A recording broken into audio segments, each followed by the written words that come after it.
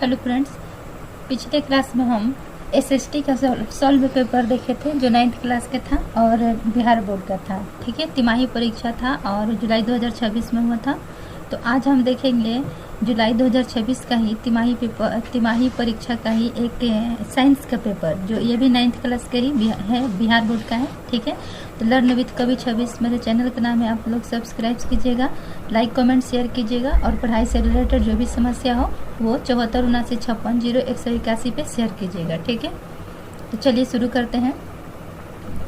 प्रश्न है यहाँ से, ये सब्जेक्ट कोड है 112 यानी 112। ठीक है, और क्लास 9th का है, क्वार्टरली एग्जामिनेशन जुलाई 2026 का है पेपर। ठीक है, और ये साइंस है जो कंपलसरी सब्जेक्ट है साइंस, और ये टोटल प्रश्न की संख्या 98 है, जिसमें से 70 जो है ऑब्जेक्टिव है और 20 और 28 प्रश्न जो है वो सब्जेक्टिव है। ठीक है, और टोटल 80 मार्क्स का है और टाइम दिया है 2 घंटे 45 मिनट। ठीक है, तो आइए सॉल्व करते हैं अपना क्वेश्चंस। क्वेश्चन है खंड अ सेक्शन ए। ठीक है, अभी क्वेश्चन नहीं देखेंगे, पहले देखेंगे खंड अ सेक्शन ए के अंतर्गत आएगा वस्तुनिष्ठ प्रश्न, ऑब्जेक्टिव टाइप क्वेश्चंस। ठीक है, प्रश्न संख्या 1 से 70 तक वस्तुनिष्ठ प्रश्न है। इनमें से किन्हीं 40 प्रश्नों का उत्तर देना है। आप लोग जब प्रश्न का उत्तर देंगे तो इसमें से 40 प्रश्न का उत्तर देंगे, लेकिन हम आप लोग को 70 में 70 बताएंगे। ठीक है, प्रत्येक प्रश्न के साथ 4 विकल्प दिए गए हैं, जिनमें से एक सही है। अपने द्वारा चुने गए सही विकल्प को OMR उत्तर पत्रक पर चिन्हित करें। ठीक है, आप लोगों को ये एग्जामिनेशन हॉल में या जो भी पेपर स्कूल में होता होगा, कॉलेज में होता होगा, तो वहाँ OMR सेट दिया जाता है, वहाँ उस पर आप लोगों को गोल गोल करना होता है। ठीक है, चलिए क्वेश्चन सॉल्व करते हैं। प्रश्न है एक, समय के साथ वेग परिवर्तन के दर को क्या कहते हैं? तो समय के साथ वेग परिवर्तन के दर को क्या कहते हैं? ठीक है, देखेंगे इसका आंसर क्या होना चाहिए। इसका आंसर होना चाहिए त्वरण। ठीक है, समय के साथ वेग परिवर्तन के दर को त्वरण कहते हैं, एक्सीलरेशन। तो एक के सी ऑप्शन सही है। अब यहाँ दिया है चाल, तो चाल क्या होता है? तो चाल होता है वस्तु द्वारा तय की गई दूरी और समय का अनुपात। चाल किसको कहेंगे? तो वस्तु द्वारा तय की गई दूरी और समय का अनुपात चाल कहलाता है। ठीक है, चाल का फॉर्मूला क्या होता है? चाल का फॉर्मूला होता है दूरी बटा समय। चाल इक्वल टू हो जाएगा दूरी बटा समय। ठीक है, यहाँ है विस्थापन। तो विस्थापन किसको कहते हैं? तो वस्तु की प्रारंभिक और अंतिम स्थिति के बीच, वस्तु के प्रारंभिक और अंतिम स्थिति के बीच की दूरी विस्थापन कहलाता है। ठीक है, वस्तु के प्रारंभिक दूरी और अंतिम भी दूरी। ठीक है, वस्तु जहाँ से चलना शुरू हुआ, जहाँ तक गया, उसके बीच के जितना दूरी आएगा वो विस्थापन होगा। ठीक है, अब यहाँ है घर्षण। तो घर्षण किसको कहते हैं? तो दो सतहों के बीच गति के विरोध करने वाला बल, दो सतह के बीच गति के विरोध करने वाला बल घर्षण होता है। ठीक है, चुंबक को देखे हैं ना, तो वो चुंबक भी घर्षण पर ही काम करता है। ठीक है, तो एक के सी ऑप्शन सही है। 2 नंबर प्रश्न है, वेग का मात्रक होता है। तो वेग के मात्रक क्या हो जाएगा? वेग के मात्रक हो जाएगा मीटर पर सेकेंड। वेग के मात्रक मीटर पर सेकेंड। ठीक है, 2 के ए ऑप्शन सही है। अब यहाँ दिया है बी, बी में क्या दे रहा है? किलोमीटर पर सेकेंड। तो किलोमीटर पर सेकेंड ये किसका होता है? तो किलोमीटर पर सेकेंड जो होता है, किलोमीटर पर सेकेंड, तो इसमें होता है चाल और वेग, चाल का या वेग दोनों का मात्रक होता है किलोमीटर पर सेकेंड। ठीक है, और वेग के मात्रक होता है मीटर पर सेकेंड। ठीक है, तो देखिए यहाँ मात्रक कितने होता है? मात्रक कितने, मात्रक जो है कितना होता है? तो मात्रक जो है 7 होता है। कौन कौन सा मात्रक 7 होता है? तो कौन कौन होता है? लंबाई, द्रव्यमान, समय, विद्युत धारा, तापमान, पदार्थ की मात्रा और ज्योति तीव्रता। ठीक है, और इसका मात्रक क्या क्या हो जाएगा? मीटर, लंबाई के मीटर, द्रव्यमान के केजी, समय के सेकेंड, विद्युत धारा के एम्पियर, तापमान के केल्विन, पदार्थ की मात्रा मोल और ज्योति तीव्रता के कैंडेला। ठीक है, आगे प्रश्न देखेंगे। 2 के ए ऑप्शन सही है। नेक्स्ट प्रश्न देखेंगे। नेक्स्ट प्रश्न है, एसआई पद्धति में कितनी आधारी मात्रा है? तो एसआई पद्धति में कितनी आधारी मात्रा है? तो 7 है। अभी इसका देखिए, इसको बताएं दूसरा नंबर क्वेश्चन, तो बताए थे ना कि एसआई मात्रक जो होता है 7 होता है। और कौन कौन सा? तो ये भी बताएं, लंबाई, द्रव्यमान, समय, विद्युत धारा, तापमान, पदार्थ की मात्रा और ज्योति तीव्रता। ठीक है, तो वही बात यहाँ पूछ रहा है कि एसआई पद्धति में कितने आधारी मात्रक है? तो एसआई पद्धति में 7 आधारी मात्रक है। और वो 7 कौन कौन सा है? तो 7 है लंबाई, द्रव्यमान, समय, विद्युत धारा, तापमान, पदार्थ की मात्रा और ज्योति तीव्रता। ठीक है, सबका एसआई मात्रक क्या हो जाएगा? लंबाई के एसआई मात्रक हो जाएगा मीटर, द्रव्यमान के केजी, समय के सेकेंड, विद्युत धारा के एम्पियर, तापमान के केल्विन, पदार्थ की मात्रा मोल और ज्योति तीव्रता के कैंडेला। ठीक है, तो 3 के सी ऑप्शन सही है। 4 नंबर प्रश्न देखेंगे। 4 नंबर प्रश्न क्या कहता है? 4 नंबर प्रश्न कह रहा है कि निम्नलिखित में से अदिश राशि कौन है? तो निम्नलिखित में से अदिश राशि कौन है? तो यहाँ ऑप्शन में क्या क्या है? ऑप्शन में है वेग, बल, तापमान। ठीक है, तो इसमें तीनों में से तापमान जो है ये अदिश राशि हो जाएगा। ठीक है, तापमान क्या हो जाएगा? तापमान हो जाएगा अदिश राशि। ठीक है, नेक्स्ट प्रश्न देखेंगे। नेक्स्ट प्रश्न है चाल का मात्रक होता है। तो चाल की मात्रक क्या हो जाएगा? चाल की मात्रक हो जाएगा मीटर पर सेकेंड। चाल की मात्रक क्या हो जाएगा? मीटर पर सेकेंड। ठीक है, तो 5 के बी ऑप्शन सही है। अब यहाँ दिया है किलोमीटर पर सेकेंड। तो किलोमीटर पर सेकेंड किसका इकाई है? तो चाल का ऐसा इकाई है, चाल का इकाई होता है किलोमीटर पर सेकेंड। और ये सेंटीमीटर पर सेकेंड किसका होता है? तो ये भी चाल का ही होता है। ठीक है, चाल के ये दोनों चाल का है, लेकिन चाल का मात्रक ये मीटर पर सेकेंड ये भी होता है। ठीक है, तो 5 के बी ऑप्शन सही है। 6 नंबर प्रश्न है परिणामी वेग का ऐसे मात्रक है। तो परिणामी वेग का ऐसे मात्रक क्या हो जाएगा? मीटर पर सेकेंड। ठीक है, परिणामी वेग का ऐसा मात्रक क्या हो जाएगा? मीटर पर सेकेंड। 6 के बी ऑप्शन सही है। 7 नंबर देखेंगे प्रश्न। 7 नंबर क्या कहता है कि किसी सदिश राशि का परिमाण कभी भी नहीं हो सकता है। क्या? किसी सदिश राशि के परिमाण कभी भी नहीं हो सकता है। क्या? तो ऋणात्मक नहीं हो सकता है। ठीक है, क्यों?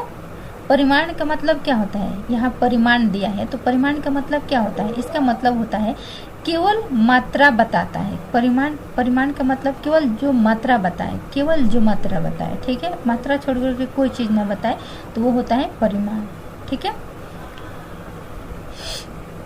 7 के ए ऑप्शन सही है। ठीक है, नेक्स्ट प्रश्न देखेंगे। नेक्स्ट प्रश्न है कोणीय वेग का मात्रक होता है। तो कोणीय वेग के मात्रक क्या हो जाएगा? कोणीय वेग के मात्रक हो जाएगा रेडियन पर सेकेंड। ठीक है, कोणीय वेग के मात्रक क्या हो जाएगा? रेडियन पर सेकेंड। 8 के डी ऑप्शन सही है। यहाँ सेकेंड दिया है, एस मतलब सेकेंड, तो ये समय का मात्रक है। ठीक है, रेडियन पर सेकेंड स्क्वायर ये कोणीय त्वरण का मात्रक है। देखिए यहाँ प्रश्न में है कोणीय वेग, तो कोणीय वेग के रेडियन पर सेकेंड हो जाएगा, लेकिन कोणीय त्वरण कहेगा तो रेडियन पर सेकेंड स्क्वायर। ठीक है, और यहाँ है रेडियन, तो रेडियन ये कोण का मात्रक होता है। तो 8 के डी ऑप्शन सही है। 9 नंबर प्रश्न देखेंगे। 9 नंबर प्रश्न है एक समान वृत्तीय गति में त्वरण की दिशा। तो एक समान वृत्तीय गति में त्वरण की दिशा क्या होती है? हमेशा केंद्र की ओर दिष्ट होती है। ठीक है, 9 के बी ऑप्शन सही है। एक समान वृत्तीय गति को अभिकेंद्रीय त्वरण भी कहते हैं। ठीक है, इस चीज को ध्यान में रखेंगे कि एक समान वृत्तीय गति को क्या कहते हैं? अभिकेंद्रीय त्वरण भी कहते हैं। तो 9 के भी ऑप्शन सही है। 10 नंबर प्रश्न देखेंगे। किसी पिंड की गति का वेग समय ग्राफ का ढलान दर्शाता है। क्या? किसी पिंड की गति का वेग समय ग्राफ त्वरण दर्शाता है। 10 के बी ऑप्शन सही है। ठीक है, त्वरण का फॉर्मूला क्या हो जाएगा?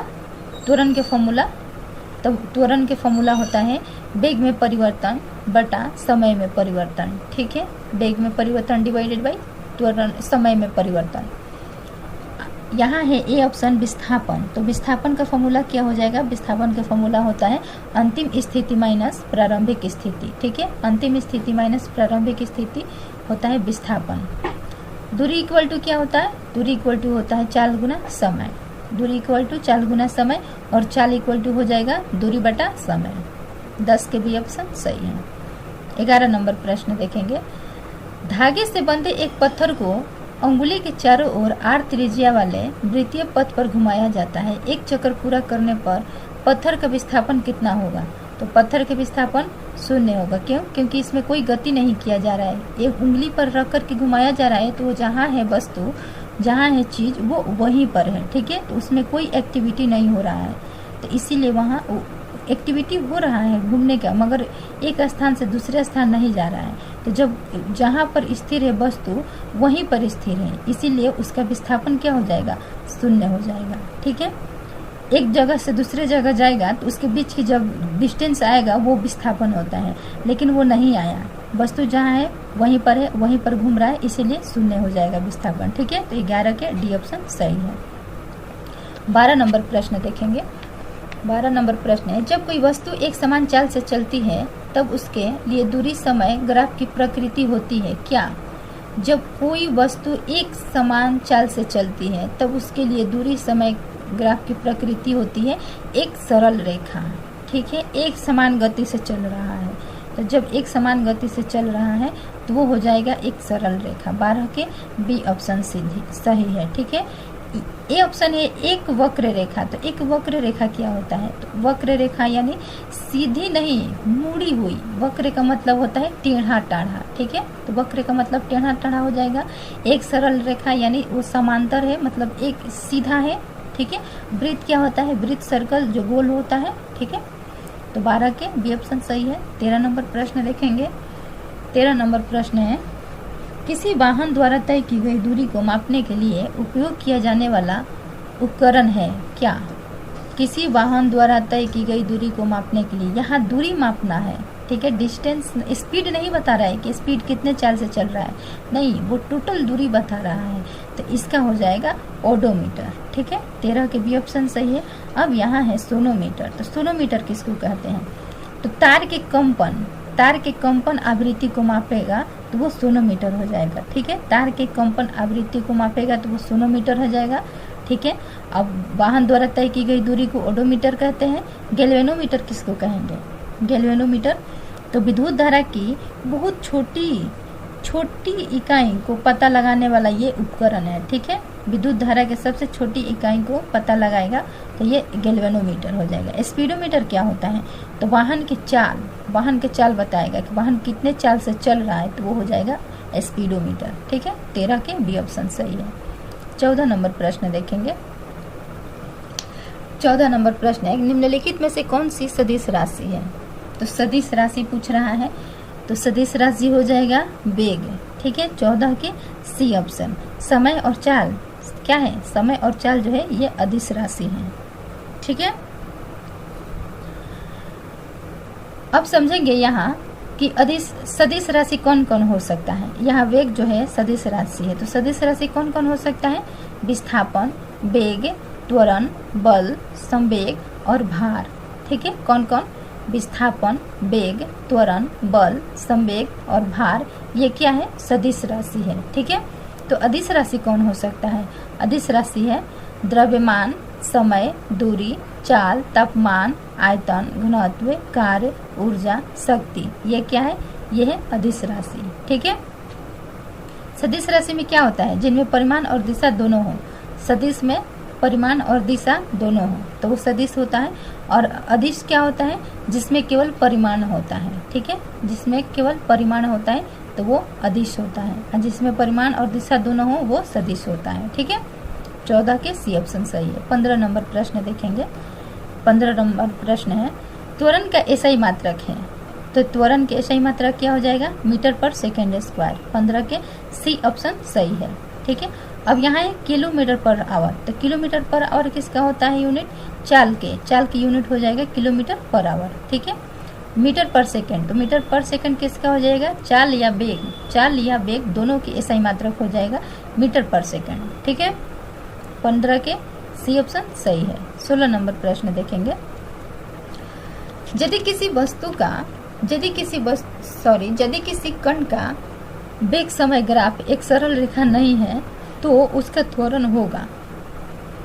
यदि किसी कण का वेग समय ग्राफ एक सरल रेखा नहीं है तो त्वरण क्या होगा? त्वरण हो जाएगा परिवर्तनशील। ठीक है, त्वरण क्या हो जाएगा? त्वरण हो जाएगा परिवर्तनशील। 16 के डी ऑप्शन। 17 नंबर प्रश्न देखेंगे। जब कोई वस्तु एक निश्चित बिंदु के आगे पीछे या ऊपर नीचे चलती है तो इस गति को कहते हैं। जब कोई वस्तु एक निश्चित बिंदु से आगे पीछे, दिमाग में आ रहा होगा कोई ऐसा एक्टिविटी जिसमें वस्तु जो है बिंदु से आगे पीछे चलती है या ऊपर नीचे, तो वो देखिए झूला का दिमाग में आ रहा है। जैसे झूला है, झूला हम लोग झूलते हैं तो आगे पीछे होता है, ऊपर नीचे होता है। तो 17 के क्या हो जाएगा? 17 के हो जाएगा बी ऑप्शन, दोलन गति। ठीक है, जब कोई वस्तु निश्चित बिंदु से आगे पीछे या ऊपर नीचे चलती है तो इस गति को क्या कहते हैं? दोलन गति कहते हैं। दोलन गति के एग्जाम्पल क्या क्या हो सकता है? दोलन गति के एग्जाम्पल क्या क्या हो सकता है? तो हो सकता है झूला झूलना। ठीक है, झूला झूलने की स्थिति जो है आगे पीछे हो रहा है तो ये हो जाएगा दोलन गति। पेड़, अगर घड़ी का जो लोलक है, घड़ी के लोलक, वो क्या हो जाएगा? वो भी दोलन गति हो जाएगा। ठीक है, पेड़ के डाल का आगे पीछे होना या आपस में टक्कर मारना, वो क्या हो जाएगा? वो भी हो जाएगा दोलन गति। ठीक है, वृत्तीय गति, तो वृत्तीय गति क्या हो सकता है? वृत्तीय गति पंखा का घूमना, वृत्तीय जो गोल गोल घूमता हो। वृत्त मतलब क्या? वृत्त मतलब गोल गोल घूमता हो, तो वृत्तीय गति हो जाएगा पंखा का घूमना। घड़ी की सुई का घूमना, घड़ी का सुई भी जो है वो अपने वृत्त के पथ पर घूमता रहता है, गोल गोल गोल गोल। पृथ्वी का सूर्य के चारों ओर घूमना, ये भी क्या हो सकता है? वृत्तीय गति हो सकता है ना। तो वृत्तीय गति का एग्जाम्पल बताएं, दोलनी गति का बताएं। अब रैखिक गति, रैखिक की गति कौन हो सकता है? रैखिक गति का, तो रैखिक गति हो जाएगा सीढ़ी सड़क पर चलती कार। जैसे कार जो है सीढ़ी एकदम सीधा सड़क पे चल रहा है तो क्या हो जाएगा?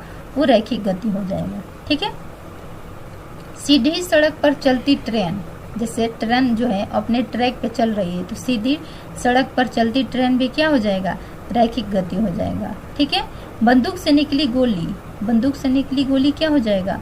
वो भी सीधी रेखा में, यानी रैखिक गति हो जाएगा। ठीक है, तो यह हुआ एग्जाम्पल रैखिक गति का। 17 के बी ऑप्शन सही है। 18 नंबर प्रश्न देखेंगे। एक समान त्वरित गति के लिए औसत वेग होता है, तो एक समान त्वरित गति के लिए औसत वेग क्या हो जाएगा? u + v/2। 18 के बी ऑप्शन सही है। ठीक है, u + v ये क्या होता है? तो ये u + v इसको कहेंगे प्रारंभिक वेग, u को प्रारंभिक वेग, v को अंतिम वेग। ठीक है, तो प्रारंभिक वेग प्लस अंतिम वेग। ठीक है, ये कुछ नहीं होता है, u + v/3 ये कुछ नहीं होता है, ये ऐसे ही दिया गया है। ठीक है, कंफ्यूज करने के लिए। u - v क्या हो जाएगा? तो u - v क्या हो जाएगा? तो ये हो जाएगा प्रारंभिक वेग माइनस अंतिम वेग, क्योंकि यहाँ u = प्रारंभिक वेग अब v = अंतिम वेग होता है। ठीक है, 18 के बी ऑप्शन सही है। 19 नंबर प्रश्न देखेंगे। उष्मा का एसआई मात्रक है, तो उष्मा का एसआई मात्रक क्या हो जाएगा? जूल। 19 के सी ऑप्शन सही है। पास्कल किसका होता है? पास्कल दाब के एसआई मात्रक होता है पास्कल। ठीक है, केल्विन किसका होता है? तो तापमान का होता है। ठीक है, और जूल होता है उष्मा का। 19 के सी ऑप्शन। 20 नंबर प्रश्न देखेंगे। किसी वस्तु की एक समान वृत्ताकार गति होती है, किसी वस्तु की एक समान वृत्ताकार गति होती है क्या? त्वरित गति। ठीक है, 20 के बी ऑप्शन सही है। नेक्स्ट प्रश्न देखेंगे। नेक्स्ट प्रश्न है, दो स्टेशन के बीच एक ट्रेन एक समान रूप से त्वरित होकर 5 सेकंड में 5 मीटर पर सेकंड से 10 मीटर पर सेकंड की चाल प्राप्त करती है। ट्रेन का त्वरण क्या होगा? तो ट्रेन के त्वरण क्या हो जाएगा? इसका हो जाएगा 1 मीटर पर सेकेंड स्क्वायर। ठीक है, 21 के डी ऑप्शन सही है। ठीक है, यहाँ देखेंगे 5 सेकेंड, तो 5 सेकेंड क्या हुआ, ये टाइम दिया है, 5 सेकेंड टाइम दिया है ना। और प्रारंभिक वेग क्या दिया है, तो प्रारंभिक वेग दिया है, प्रारंभिक वेग को क्या मानते हैं, u मानते हैं, तो प्रारंभिक वेग दिया है 5 मीटर पर सेकेंड। और अंतिम वेग को v मानते हैं, 10 मीटर पर सेकेंड दिया है ना। तो इस एसिलेरेशन त्वरण इक्वल टू फॉर्मूला होता है, एसिलेरेशन इक्वल टू फॉर्मूला होता है u minus V by T. ठीक है, u minus V by T इस फॉर्मूला पे बैठा देंगे तो ये आंसर आ जाएगा 1 मीटर पर सेकेंड स्क्वायर। ठीक है, फॉर्मूला क्या बताएं, एसिलेरेशन इक्वल टू बताएं v minus u by T, acceleration equal to v minus u by T इस फॉर्मूला पे बैठा देंगे तो इसका 1 मीटर पर सेकेंड स्क्वायर आंसर आ जाएगा, क्योंकि 5 + 5 इक्वल टू क्या हो जाएगा 10, और 10 में 10 से डिवाइड कर देंगे तो 1 मीटर पर सेकेंड स्क्वायर हो जाएगा। ठीक है, नेक्स्ट प्रश्न है, किसी गतिशील वस्तु के लिए विस्थापन और दूरी का संख्यात्मक अनुपात है कितना। किसी गतिशील वस्तु के लिए विस्थापन और दूरी का संख्यात्मक अनुपात है कितना, तो 1 के बराबर या उससे कम। ठीक है, अब यहाँ है ऑप्शन हमेशा 1 के बराबर, तो ये किस स्थिति में होगा, तो सीधी रेखा में एक दिशा में चलने पर कोई वस्तु जो है वो सीधी रेखा में एक दिशा में चल रहा है तो 1 के बराबर होगा। ठीक है, यहाँ है हमेशा 1 से कम, तो हमेशा 1 से कम कब होगा, दिशा बदलने या घुमावदार रास्ते पर चलने पर। ठीक है, दिशा बदलने की स्थिति में या घुमावदार रास्ता चलने की स्थिति में हमेशा 1 से कम होगा। ठीक है, 1 से ज़्यादा कब हो, हमेशा 1 कब होगा, तो सीधी रेखा में एक दिशा में चलने पर 1 के बराबर हो जाएगा। ठीक है, और इस स्थिति में चलेंगे तो 1 के बराबर या उससे कम होगा। 22 के डी ऑप्शन सही है। 23 नंबर प्रश्न देखेंगे, यदि किसी वस्तु द्वारा तय की गई दूरी 0 हो तो उस वस्तु का विस्थापन क्या होगा, तो उस वस्तु की विस्थापन जो होगा वो 0 होगा। क्यों, क्योंकि वस्तु जो है हिली नहीं।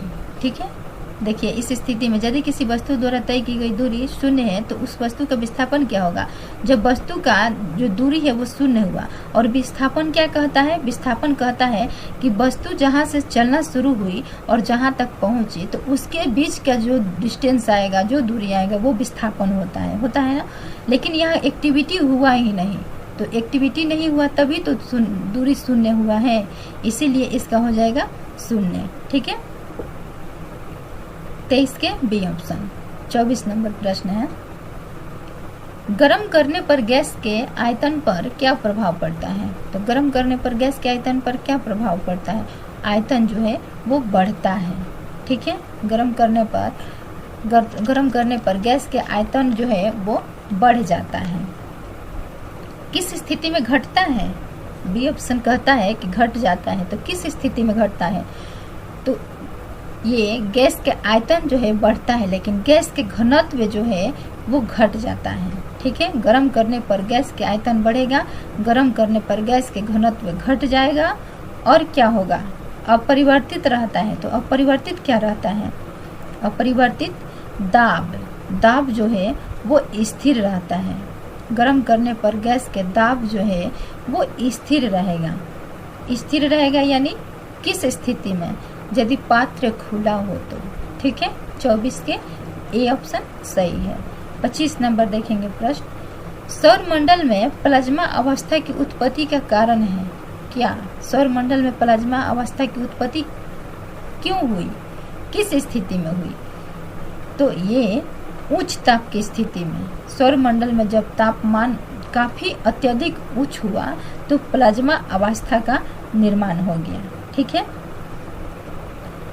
प्लाज्मा अवस्था का निर्माण हुआ। प्लाज्मा अवस्था यानी प्लाज्मा अवस्था क्या, अत्यधिक तापमान के कारण गैस के परमाणु, प्लाज्मा अवस्था के निर्माण किस स्थिति में हुआ, कब हुआ, तो अत्यधिक तापमान के कारण गैस के परमाणु से इलेक्ट्रॉन जो है वो अलग हो जाते हैं और आयन जो है वो मुक्त इलेक्ट्रॉन बनते हैं। इस स्थिति में प्लाज्मा अवस्था का निर्माण होता है। ठीक है, 25 के सी ऑप्शन सही है।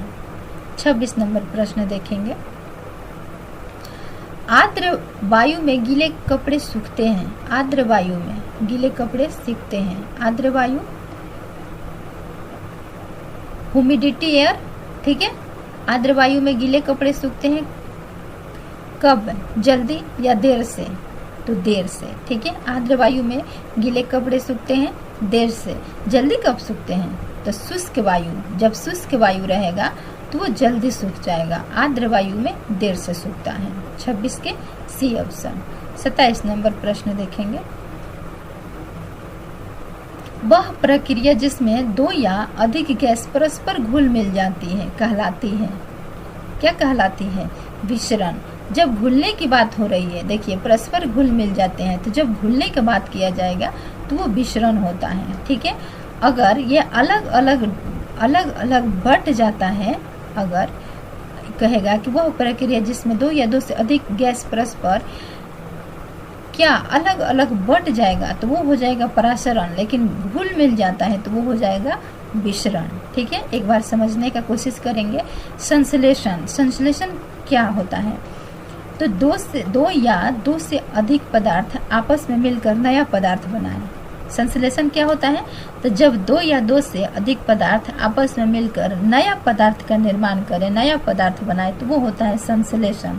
ठीक है, जैसे हाइड्रोजन और ऑक्सीजन। हाइड्रोजन और ऑक्सीजन मिलकर के क्या बनाता है? जल बनाता है। तो ये संश्लेषण हुआ। परासरण क्या होता है? तो एक जगह से दूसरे जगह पहुंच जाना। ठीक है, एक जगह से दूसरे जगह पहुंच जाना, वितरित हो जाना, बट जाना, वो क्या होता है? एक जगह से दूसरे जगह पहुंच जाना, ये परासरण होता है। अगर एग्जाम्पल में देखें तो रेडियो द्वारा समाचार का प्रसारण, वो क्या होता है? रेडियो द्वारा समाचार का प्रसारण, वो प्रसारण होता है। एक तरह से वो वितरण ही हो रहा है। और विसरण, यहाँ विसरण यानी विसरण क्या हो जाएगा? विसरण के एग्जाम्पल क्या हो जाएगा? कमरे में इत्र की खुशबू चारों ओर फैलना। कमरे में इत्र की खुशबू जो है, हम लोग इत्र लगाते हैं, जो परफ्यूम होता है, उसको कोई भी इंसान अगर लगाता है तो वो अपने बॉडी में लगाएगा, लेकिन पूरा रूम में क्या होता है? उस खुशबू से फैल जाता है, तो वो हो जाएगा विसरण। 27 के सी ऑप्शन सही है। 28 नंबर प्रश्न देखेंगे।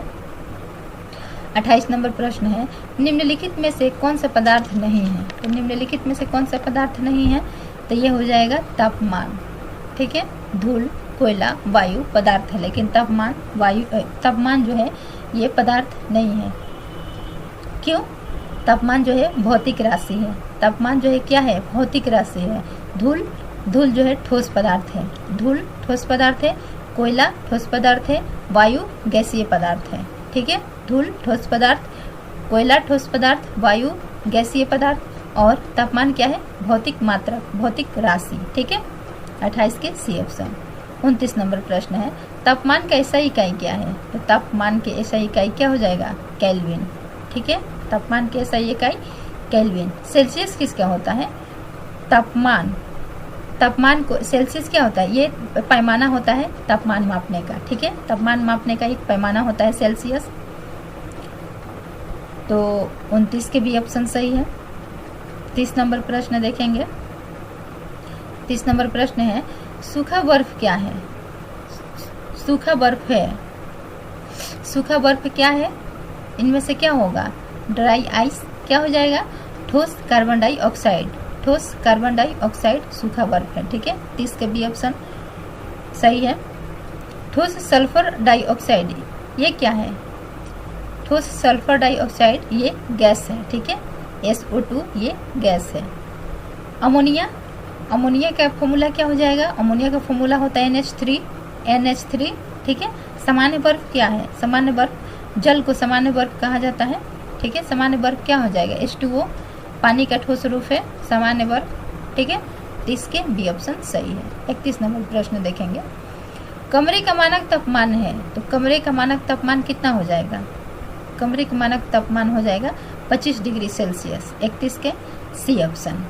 अब यहाँ है 0 डिग्री सेल्सियस, तो 0 डिग्री सेल्सियस पे क्या होता है, 0 डिग्री सेल्सियस पर पानी जमने लगता है। ठीक है, जब टेम्परेचर 0 डिग्री सेल्सियस हो जाएगा तो पानी जमने लगता है। 20 डिग्री सेल्सियस पर क्या होता है, तो ये सामान्य तापमान होता है। 20 डिग्री सेल्सियस सामान्य तापमान होता है।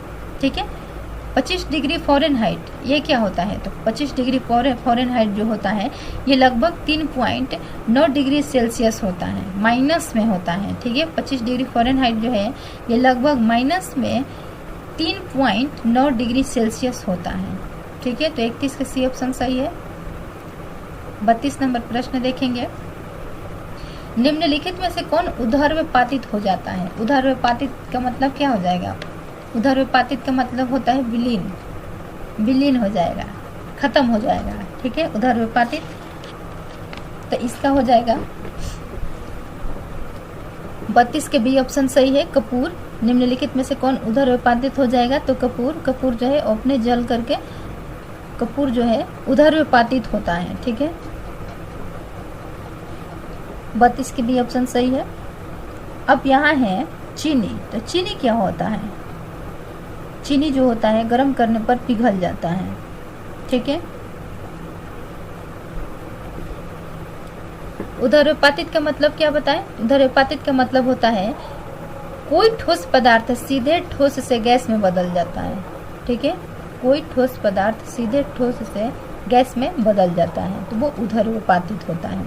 तो 32 की भी ऑप्शन सही है। 33 नंबर प्रश्न देखेंगे, वाष्पन का दर निर्भर करता है, तो वाष्पन के दर किस पे निर्भर करता है, वाष्पन के दर जो है तापमान, द्रव की प्रकृति और पृष्ठीय क्षेत्रफल सभी पर करता है। ठीक है, तो 33 के डी ऑप्शन सही है। तापमान पर कैसे करता है, तापमान पर, तापमान बढ़ने पर वाष्पन तेज होता है, वाष्पन का दर निर्भर करता है। तो तापमान पे कैसे करेगा, तो तापमान जब बढ़ेगा, तापमान बढ़ने पर वाष्पन का जो दर है वो काफ़ी तेज हो जाता है। ठीक है, द्रव की प्रकृति पर कैसे पड़ेगा, अलग अलग द्रव्य अलग गति से वाष्पित होता है। द्रव की प्रकृति यानी कभी थोड़ा कभी ज़्यादा, यानी द्रव की प्रकृति यही होगा ना, कम बेसी।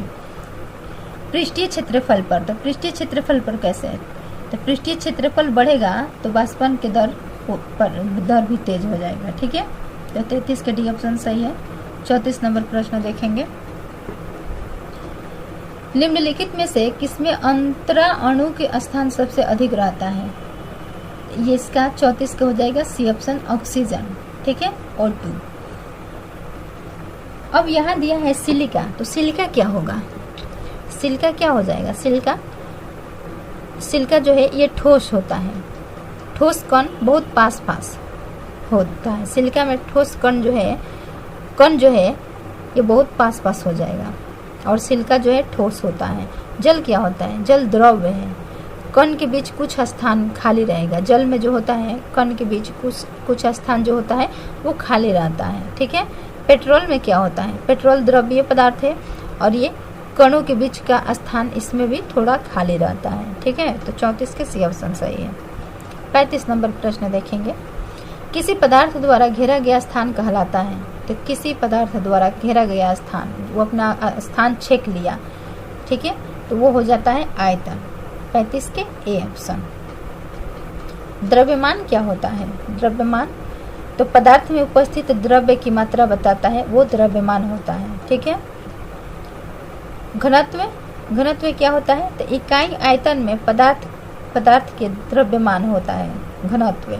ठीक है, अंतरा अणु का स्थान क्या होता है, तो पदार्थ के कणों के बीच पाया जाने वाला खाली स्थान अंतरा अणु का स्थान होता है।